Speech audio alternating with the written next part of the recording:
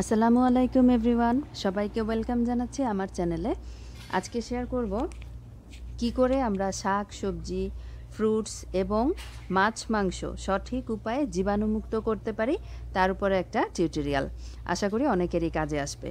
তো প্রথমেই বাজার থেকে ব্যাগগুলো আসার পরে একটা নির্দিষ্ট স্থানে রেখে আমাদেরকে যেটা করতে হবে, জীবাণুনাশক স্প্রে দিয়ে এটাকে স্প্রে করে নিতে হবে। যদি স্প্রে না থাকে সেক্ষেত্রে আপনারা যত দ্রুত সম্ভব এই বাইরের যে ব্যাগগুলো থাকে, ব্যাগের ভিতর থেকে জিনিসপত্রগুলো বের করে ব্যাগগুলোকে দ্রুত সরিয়ে ফেলার চেষ্টা করবেন বা বিনে ফেলে দিবেন। আর চেষ্টা করবেন গ্লাভস ইউজ করতে এই কাজগুলো করার সময়। তো স্প্রে করার পরে আমি আস্তে আস্তে ব্যাগ থেকে বের করে নেব জিনিসগুলো। তো প্রথমেই আমি ডিমটাকে ক্লিন করে দেখাচ্ছি। তো ডিমটাকে জীবাণুমুক্ত করার জন্য আমি কিছুটা এখানে পাউডার সোপ, যেটা কাপড় কাচার যে সাবান, গুঁড়া সাবান, সেটাকে একটা বলে পানির মধ্যে গুলিয়ে নিলাম। এর মধ্যে আমি ডিমগুলোকে নিয়ে নিচ্ছি। 10 মিনিটের জন্য আমি ডিমগুলোকে এর মধ্যে ভিজিয়ে রাখবো। এখন যে শুধু করোনা ভাইরাসের কারণে আমাদেরকে ডিম এইভাবে জীবাণুমুক্ত করতে হবে এমনটা নয়। ডিম সবসময়ই আসলে এইভাবে লিকুইড সোপ বা যে কোনো গুঁড়া সাবান গুলিয়ে তারপরে ডিমটাকে যদি আমরা ভিজিয়ে ধুয়ে নেই, তাহলে ডিমটা কিন্তু জীবাণুমুক্ত হয়। যেহেতু আমরা ফ্রিজে রাখবো আর ফ্রিজে অন্য খাবার দাবারও থাকে, তো ডিমটাকে খুব ভালোভাবে জীবাণুমুক্ত করেই আমাদেরকে ফ্রিজে রাখা উচিত। তো ডিমগুলোকে 10 মিনিট ভিজিয়ে রাখার পরে আমি একটা স্ক্রাবার দিয়ে স্ক্রাব করে নিয়েছি সবগুলো ডিমকে। এখন 2 থেকে 3 বার পানিটাকে পরিবর্তন করে করে ডিমগুলোকে ধুয়ে নিতে হবে। এরপরে একটা পরিষ্কার সুতি কাপড়ের উপরে রেখে ডিমগুলোকে খুব সুন্দরভাবে মুছে শুকিয়ে তারপরে আপনারা ফ্রিজে সংরক্ষণ করবেন। তো আমি একটা ডিমের কেসের মধ্যে রেখে দিব, তার জন্য আগে আর সুতি কাপড় দিয়ে মুছে নেইনি, কেসের মধ্যে সরাসরি রেখে দিলাম, এতে করে পানিটা ঝরে যাবে। আর ডিমগুলোকে সাজিয়ে রাখার পরে আমি উপর থেকে কিচেন টিস্যু দিয়ে ডিমগুলোকে একটু শুকিয়ে নিব, এরপরে ফ্রিজে রেখে দিব। ব্যাস হয়ে গেল আমাদের পুরোপুরি একদম জীবাণুমুক্ত। এখন আমরা বিফটা কিভাবে আমি ক্লিন করি বা জীবাণুমুক্ত করি সেটা আপনাদেরকে দেখাচ্ছি। একটা বালতির মধ্যে আমি পর্যাপ্ত পরিমাণে পানি নিয়ে নিয়েছি। আপনারা চাইলে কুসুম গরম পানিও ব্যবহার করতে পারেন। আমি নর্মাল তাপমাত্রার পানি নিয়েছি। তার মধ্যে আধা চা চামচের মতো বেকিং সোডা দিয়ে দিলাম। এখন এর মধ্যে আমি গরুর মাংসগুলোকে দিয়ে দিব। প্রথমে একটু ধুয়ে নিচ্ছি। প্রথমে যে রক্তের পানিটা আছে সেটাকে একটু ধুয়ে নিচ্ছি। তো সেটাকে ধুয়ে তারপরে আমি পানিটাকে ছেঁকে সোডা মিশানো পানির মধ্যে এই মাংসগুলোকে দিয়ে 10 মিনিটের জন্য ভিজিয়ে রাখবো। একই প্রসেসে কিন্তু আপনারা যে কোনো মুরগির মাংস বা অন্য ধরনের মাংস আপনারা জীবাণুমুক্ত করতে পারেন। বেকিং সোডাতে জীবাণুটা কিন্তু নষ্ট করে দেয়।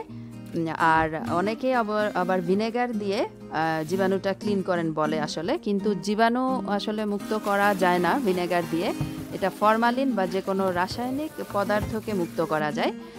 তো আপনারা চাইলে এই সোডা মিশানো পানির মধ্যে 1 টেবিল চামচ পরিমাণ ভিনেগারও অ্যাড করতে পারেন, এই আর কি। তো এবারে চিংড়ি মাছ ক্লিন করব একই প্রসেসে। একটা বোলের মধ্যে কিছুটা পানি নিয়ে আমি তার মধ্যে আধা চা চামচের থেকেও কম বেকিং সোডা দিয়ে দিলাম। তার মধ্যে পানিটার মধ্যে সোডাটা মিশিয়ে মাছগুলোকে দিয়ে দিলাম। চিংড়ি মাছ বা যে কোনো মাছই এই প্রসেসে আপনারা জীবাণুমুক্ত করতে পারবেন। মাছটাকেও 10 মিনিটের জন্য ভিজিয়ে রাখবো। তো 10 মিনিট পরে আমি বিফটাকে খুব সুন্দরভাবে সোডা মিশ্রিত পানির মধ্যে উল্টে পাল্টে নিচ্ছি। এখন এই পানিটাকে আমি ছেঁকে নিচ্ছি।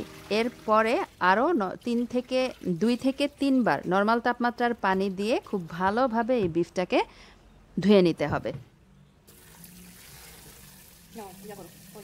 একটু বেশি সময় নিয়ে বা বেশিভাবে পানি পরিবর্তন করে করে মাছ মাংসগুলোকে এই সময় আসলে আমাদেরকে ক্লিন করে নিতে হবে, তাহলে এটা প্রপার ওয়েতে জীবাণুমুক্ত হবে। তো বিফটা আমার ক্লিন হয়ে গেছে। আমি এখন একটা ঝাঁঝরিতে নিয়ে নিলাম। পানি ঝরে যাওয়ার পরে আমি ব্যাগের মধ্যে নিয়ে ফ্রিজে রেখে সংরক্ষণ করব। তো 10 মিনিট হয়ে গেছে। মাছটাও আমি খুব সুন্দরভাবে পানিটা ছেঁকে নিচ্ছি। আর আরও 2-3 বার পানিটা পরিবর্তন করে করে মাছটাকে ধুয়ে নিচ্ছি।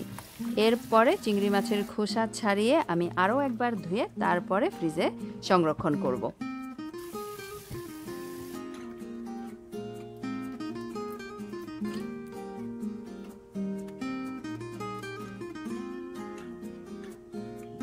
তো তো এই তো মাছটাকে এইভাবে আমি বেছে নিব আর এরপরে ধুয়ে ফ্রিজে রেখে দিব। এখন আমি সবজি কিভাবে জীবাণুমুক্ত করি সেটা আপনাদেরকে দেখাচ্ছি। তো আমি তার জন্য সিঙ্কের মধ্যে কিছুটা পানি জমিয়ে নিলাম। এর মধ্যে আমি দিয়ে দিচ্ছি বেকিং সোডা, 1 টেবিল চামচের মতো দিলাম, যেহেতু পরিমাণে একটু বেশি। আপনারা পানিটা যতটুকু নেবেন সেটা বুঝে বেকিং সোডাটা ব্যবহার করবেন। যেমন 1 বালতি পরিমাণে পানি হলে তার মধ্যে 1 টেবিল চামচ পরিমাণ বেকিং সোডা দিতে হবে। আর আপনারা পানির পরিমাণ কমিয়ে নিলে সেইভাবে আসলে বেকিং পাউডারটার পরিমাণও কমিয়ে বুঝে তারপরে অ্যাড করে নেবেন। এবারে সব ফ্রুটস যা যা কিনে আনা হয়েছিল সেগুলো, সবজি যা ছিল সবগুলোই আমি এই পানির মধ্যে ভিজিয়ে রাখবো প্রায় 10 মিনিটের মতো। আর এই ফলগুলোর মধ্যে যেহেতু উপরে খোসা আছে, তো খোসাটাকে যেহেতু আমরা ফেলে তারপরে খাবো, সে কারণে কিন্তু এই বেকিং সোডার পানির মধ্যে আমি ভিজিয়ে রাখলাম। আর যদি আপনারা আঙ্গুর, যেই ফলগুলো আসলে খোসা উপরের খোসাটা সহই খেতে হবে, সেই ফলগুলো আপনারা কিনে আনেন বাজার থেকে, সেক্ষেত্রে কুসুম গরম পানির মধ্যে কিছুক্ষণ ভিজিয়ে রেখে দিতে পারেন। এরপরে নর্মাল তাপমাত্রার পানি দিয়ে খুব ভালোভাবে ধুয়ে নিতে পারেন। তো আমি অন্য একটা বোলের মধ্যে সোডা মিশ্রিত পানি নিয়ে তার মধ্যে কাঁচামরিচ আর ধনেপাতাটাও আমি ধুয়ে নিচ্ছি, ভিজিয়ে রেখেছি 10 মিনিটের জন্য।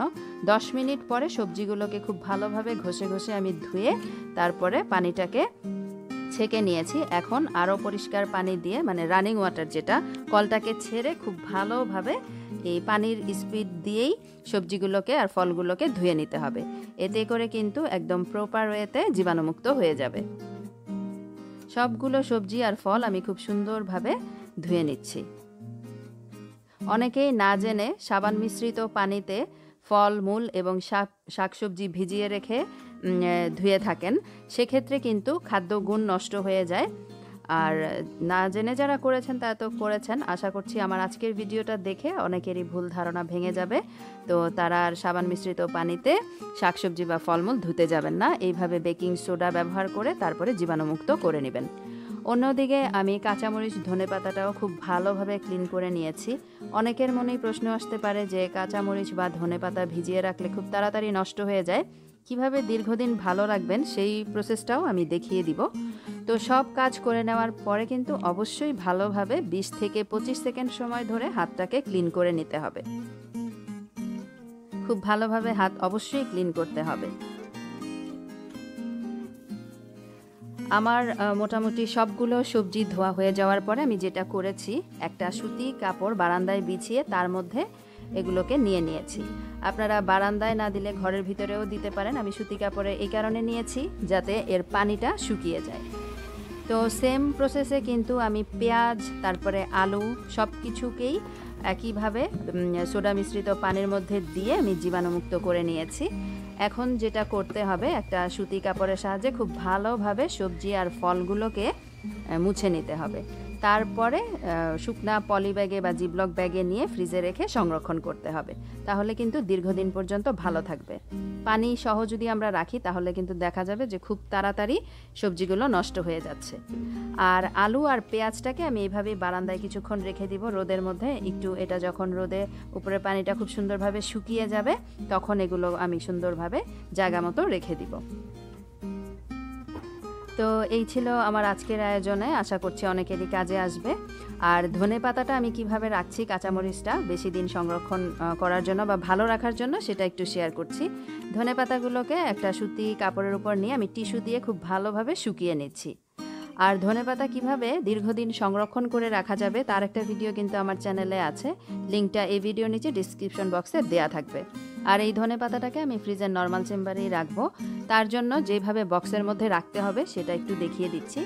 একটা শুকনা বক্স নিয়ে তার মধ্যে টিস্যু পেপার দিয়ে দিচ্ছি। টিস্যু দিয়ে তার উপরে কিছুটা ধনেপাতা দিয়ে দিব। ধনেপাতা রেখে তার উপরে আরেকটা আমি টিস্যু পেপার দিব।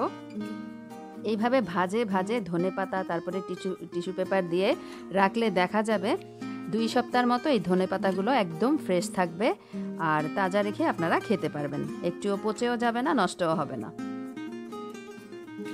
এরপরে উপর থেকে আমি সুন্দরভাবে আরেকটা টিস্যু দিয়ে ঢেকে তারপরে ঢাকনা লাগিয়ে ফ্রিজে রেখে দিব। প্রয়োজনের সময় জাস্ট বের করে কেটে ব্যবহার করা যাবে।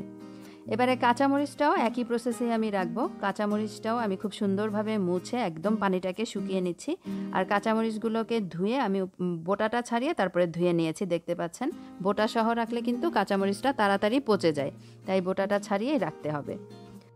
বিভিন্ন ধরনের উপকারী কিচেন টিপস এবং মজার মজার ইফতার স্পেশাল রেসিপি পেতে চ্যানেলটাকে সাবস্ক্রাইব করে হিমিকাস কিচেনের সাথেই থাকবেন। আজকে বিদায় নিচ্ছি। সবাই সুস্থ, সুন্দর ও নিরাপদে থাকুন। আল্লাহ হাফেজ।